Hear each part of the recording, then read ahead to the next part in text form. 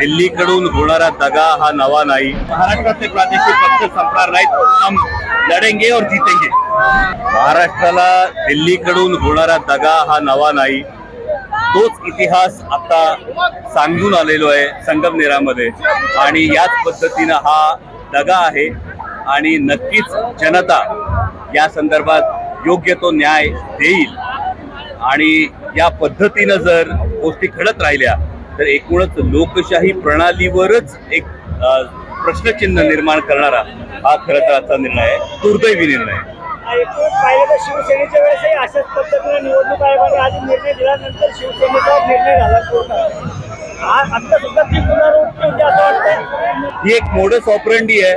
महाराष्ट्रातले जे प्रादेशिक पक्ष आहेत ते महाराष्ट्राच्या प्रश्नांसाठी महाराष्ट्राच्या हितासाठी भांडू शकतात, हे मोडीत काढणं आहे। आज तुम्ही बघत असाल तर दिल्लीमध्ये महाराष्ट्राच्या वाटेचं जेव्हा हिरावलं जातं तेव्हा कोणीही चकार शब्द काढत नाही।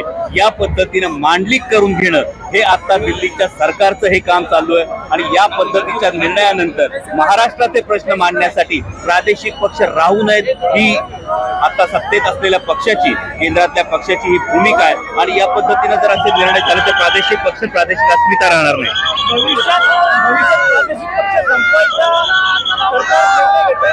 हा महाराष्ट्र आहे आणि महाराष्ट्राला छत्रपती शिवाजी महाराजांनी छत्रपती संभाजी महाराजांनी स्वाभिमान शिकवला आहे आणि त्यामुळे महाराष्ट्रातले प्रादेशिक पक्ष संपणार नाहीत, हम लढेंगे और जीतेंगे।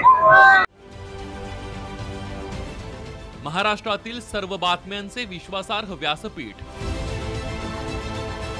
सकाळच्या सर्व सोशल मीडिया प्लॅटफॉर्मला लाईक, फॉलो आणि सबस्क्राईब करा। तसंच सर्व नोटिफिकेशनसाठी बेल आयकॉन प्रेस करायला विसरू नका।